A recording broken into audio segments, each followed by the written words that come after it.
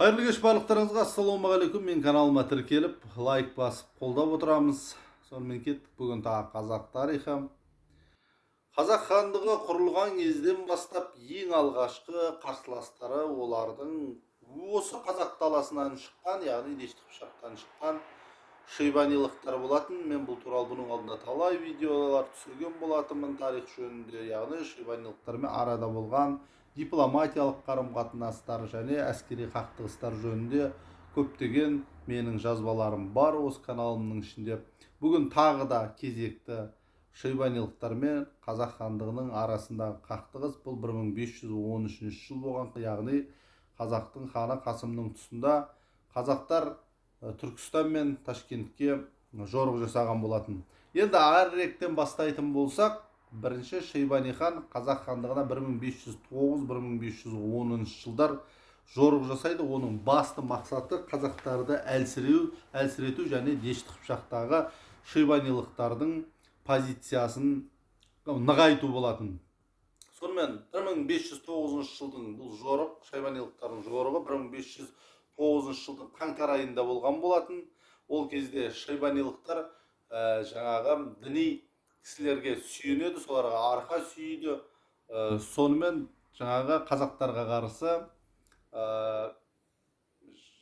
ғазауат жариялайды, яғни жихад жариялаған болатын. Ол жерде олар қазақтарға қарай соғыс ашу үшін, жергілікті мұсылмандарды көтеру үшін қазақтарды дінсіз деп айыптайды, және де олар мұсылман саудагерлерін ұстап құлдыққа сатып жатыр деген желеуді желбіретіп шайқасқа шыққан болатын. Сол кезде Мұхаммед Шайбанидың әскері тарихи деректерде 300 мыңның ол жақ бұл жағында болған дейді. Басып кірген Шайбани әскері қазақ алғашқы кезде бейқам жатқан қазақ даласын әжептәуір шығынға ұшыратқан болатын. Бірақ қыстың күн басып кіргендіктен дәл сол жылы өте қыс қатты болды және қазақтардың өте қатты қарсылығына ұшырады дейді. Соның нәтижесінде олар үлкен жеңіске жете алған жоқ дейді. Әсіресе қазақтың әскери қолбасшыларының бірі Мойынсыз Қасан жаңағы Шайбани әскеріне тұтқиылдан шабуыл жасап, оларды үлкен қырғынға ұшыратты дейді. Одан бір жылдан кейін, яғни 1510 жыл Мерв қаласының түбінде сефевидтермен болған шайқас барысында Мұхаммед Шайбанидың өзі де сефевидтардың қолынан қаза тапқан болатын.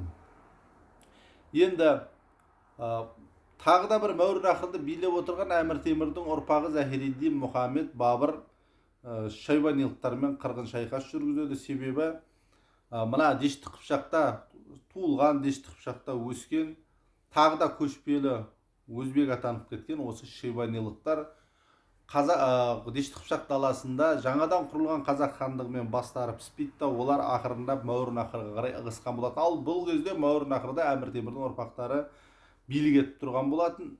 Дәл осы Захириддин Мұхаммед Бабыр Самарқанды билеп тұрған болатын. Сондықтан шайбанилықтар солай қарай ығысады, қазақтардан үмітін үзе бастайды. Енді жаңа жерден өздеріне мемлекет құруға тырысады және сол жерден Дешті Қыпшақ даласына қарай қайтадан жорық жасауға тырысады. Дәл осы кезде Захириддин Мұхаммед Бабыр мен шайбанилықтардың арасындағы шайқасты пайдаланып Қасым хан да өзінің әскери және саяси позициясын Дешті Қыпшақта күшейтіп алуға тырысады. Және де оңтүстік қалалардың бірі, әсіресе Сайрам қаласы қазақ хандығының құрамына енген болатын. Мырза Мұхаммед Хайдар Дулати өзінің тарихи Рашиди атты еңбегінде былай деп көрсетеді. Өзі Мырза Мұхаммед Хайдар Дулати да 15-16 ғасырда өмір сүрген мемлекет қайраткері болатын. Ол Моғолстан мемлекетінің әскери қолбасшыларының бірі болатын. Сол айтады. Әмір Темір ұрпағы Захириддин Мұхаммед Бабыр мәуереннахрда билеп тұрады да Сайрам қаласына Қаттабек есімді азаматты Сайрам қаласын билетуге қойды дейді. Бірақ жаңағы шайбанилықтармен болған шайқастың нәтижесінде Захириддин Мұхаммед Бабыр жеңіліс табады да ол Ауғанстан жеріне қарай ығысуға мәжбүр болады. Онымен бірге шайбанилықтармен келісе алмаған көптеген әмірлерді шегініп кетеді да Қаттабек былайынша айтқанда Сайрам қаласында екі оттың ортасында қалып қояды. Өзбекстан жақ бетінде оған үлкен қауіп төндіріп жаңадан билік басына келген шайбанилықтар отса, сол жақ бетінде қазақ хандығы тұрған болатын. Сонда барлық әмірлер, Захириддин Мұхаммед Бабырдың әмірлері Бабырдың артынан тұра қашқан кезде Қаттабек олай істеген жоқ. Ол қаланың құрылысын, қорғанысын күшейтті да қыстай Сайрам қаласында қыстап шығады. Бірақ келесі жылы түсінеді, бәрібір осы екі мемлекеттің біреуі Сайрамды сұрап келетін жақсы түсінеді да, ол енді не де болса Сайрамды қазақ халқына қарай өткізіп беруге тырысады. Яғни қазақ ханы Қасым ханның қол астында қызмет еткісі келеді. Сөйтеді да 1513 жылдың көктемінде ол қаланың беделді азаматтарының барлығын жинап алады да Қасым ханға елшілікке жібереді. Бұл кезде Қасым хан Қаратал өзенінің бойында отырған болатын. Келген азаматтар қаланы өткізетінін айтады. Қасым оларды жақсы қабылдайды да дереу өз адамын Сайрам қаласына қала билігін қабылдап алуға аттандырады. Ал Қаттабек болса бірден Қасым ханның қызметіне тұрады. Және де ол шайбанилықтарға өшіккен соншалықты ол Қасым ханды Ташкент қаласына жорық жасауға үгіттей бастайды. Бұл кезде Ташкентті билеп отырған тағы да бір шайбанилық Әбілқайыр ханның ұлы, Әбілқайыр ханның 4-ші әйелі Райбия Сұлтан бегімнен туған, яғни Ұлықбектің қызы Райбия Сұлтан бегімнен туған Сүйінші қожа билеп тұрған болатын Ташкент хандығын. Бұл шайбанилық болады. Сүйінші қожа өзіне қарай қазақ әскерінің келе жатқанын жақсы түсінеді де бірден қала бекінісін күшейтіп Ташкент қаласына бекініп алады.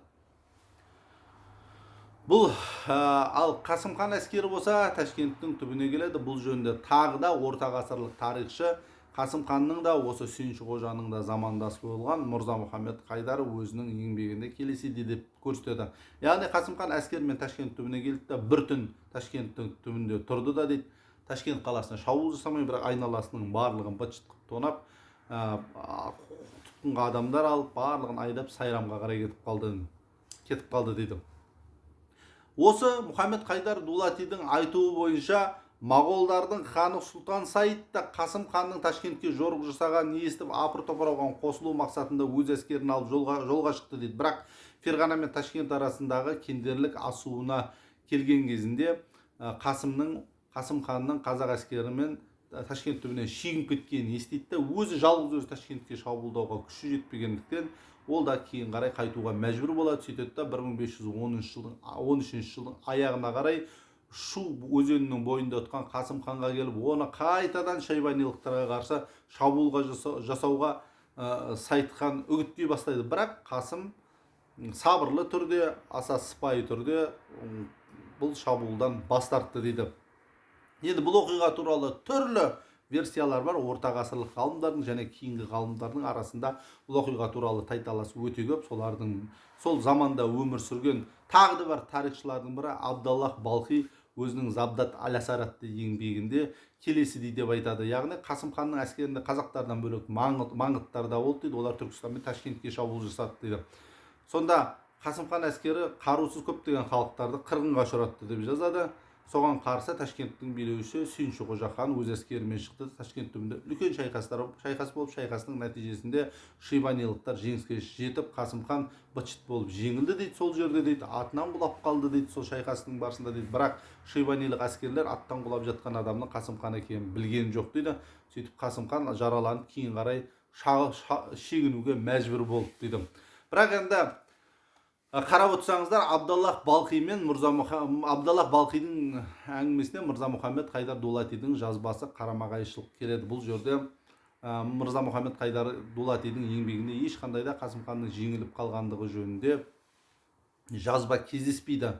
Бұл жөнінде мысалы Бартольд кейіннен өзінің еңбектерін қарайды. Бірақ енді көптеген ғалымдар айтады, бұл жерде енді Абдаллах Балхиға қарағанда Мырза Мұхаммед Қайдар Дулатидікі өте сенімдірек шығады дейді. Өйткені бұлардан бөлек ешқандай деректерде Қасым ханның ол жерде жеңіліп қалғандығы туралы ешқандай дерек жоқ дейді. Біріншіден, екіншіден Мырза Мұхаммед Қайдар Дулати ол Моғолстан мемлекетінің әскери қолбасшысы болатын дейді. Ол не қазақ хандығының құрамындағы адам емес, не шайбанилық мемлекеттің құрамындағы, Бұхар хандығының құрамындағы адам емес. Сондықтан бұл екеуінен де ол үшінші тұлға дейді. Яғни ешқандай қатысы жоқ үшінші тұлға дейді. Оған бәрібір дейді, қазақтар жеңсе де бәрібір, жаңағы шайбанилықтар жеңсе де бәрібір болатын дейді. Ал Абдаллах Балхи болатын болса, бұл Сүйінші Қожа ханның қарамағындағы тарихшы болатын дейді. Соның сарайындағы сарай тарихшысы болатын дейді. Сондықтан Абдаллах Балхи аздап өзі қосып өтірік жазып жіберуі мүмкін дейді. Сонымен не керек? Темір әулетін Мауреннахрдан ығыстырып шығарғанмен шайбанилықтар бәрібір ол жерде тыныш өмір сүре алған жоқ. Өйткені оларға солтүстіктен өте қатты қауіпті қазақ хандығы төндіріп тұрған болатын. Одан бөлек жаңағы моғол ханы да оған қауіп төндіріп тұрды. Және де қазақ хандары Түркістан мен Ташкентті өзіне осы кезде қаратып алған болатын. Одан бөлек ең бұларға аса қауіп төндіріп тұрған ол сефевидтіктер болатын. Себебі сефевидтіктердің дәл өзі шайбанилықтар сияқтанып, шайбанилықтарға діни жаңағы жала жау арқылы Қорасан өлкесін басып алады да Мауреннахрға үлкен қауіп төндіреді. Сонда 1514 жылдың көктемінде шайбанилықтар осы Исмаил Шахтан үлкен шабуыл күтті дейді. Дәл осы кезде Амударияның суы түседі да Исмаил Шах өздеріне шабуыл жасауы мүмкін дейді. Ал Исмаил Шах болса, соның алдында ғана шайбанилықтардан жеңіліп солардың қолынан қаза тапқан әскери қолбасшыларының бірі Мир Наджи-Санидің кегін қайтаруды да мақсат етіп тұрған болатын. Сондықтан үш бірдей майданда шайқасу шайбанилықтарға өте ауыр болды. Бір жағынан қазақтармен, екінші жағынан сефевидтіктермен, үшінші жағынан моғол хандарымен соғысу өте ауыр болғандықтан олар қазақтармен келісімге баруға тура келді. Өйткені қазақтар оларға өте жақын халық болатын. Және Қасым хан да, шайбанилықтар да барлығы, Шыңғыс хан әулеті барлығы Дешті Қыпшақтан шыққандар болатын. Және де амал жоқ, солармен келісімге барып, Түркістан аумағын Ташкентпен қоса қазақтікі деп мойындауға мәжбүр болды дейді. Ал тағы бір ғалымдардың бірі Вяткин айтады. Бабур мен сефевидтердің әскерін жеңіп шыққаннан кейін дейді, Бұхар ханы Убайдуллах өзінің елшілерін Қасым ханға жіберді дейді. Ондағы басты мақсат Қасым ханмен одақ құру болды дейді. Сондықтан жаңағы Қасым ханмен құдаласу керек болды дейді. Қасым хан да бұған кетәрі болған жоқ дейді. Сөйтті да өзінің қызын шайбанилықтарға күйеуге беріп Бұхараға аттандырды дейді. Ал Абу Сүйтов те айтады, бұл басты мақсаты бұның дейді әскери және саяси одақ болатын дейді. Бірақ енді не болса да Қасым ханның қызы туралы еш жерде ешқандай Қасым ханның қызының аты пәленет деген ақпараттар кездеспейді. Ол жөнінде Абу Сүйтов те айтқан жоқ болатын, Вяткин де айтқан жоқ болатын. Хафиз Таныш өзінің Шарафнаме-и Шахи атты еңбегінде айтады, Убайдуллахтың ұлы Абдул-Азиз ханның анасы қазақ болатын дейді. Яғни осы Абдул-Азиз ханның анасы Қасым ханның қызы болуы әбден мүмкін дейді. Бірақ енді аты бізге өкінішке орай белгісіз. Сонымен не керек? Шығыс Дешті Қыпшақ аумағы, Түркістан аумағы, Ташкент қаласының барлығы дәл осы уақытта 1513 жылдардың көлемінде қазақ хандығының құрамында қалған болатын. Осымен бүгінгі қазақ шайбанилықтар арасындағы ұзақ шайқастың бір эпизоды осылай болып келеді.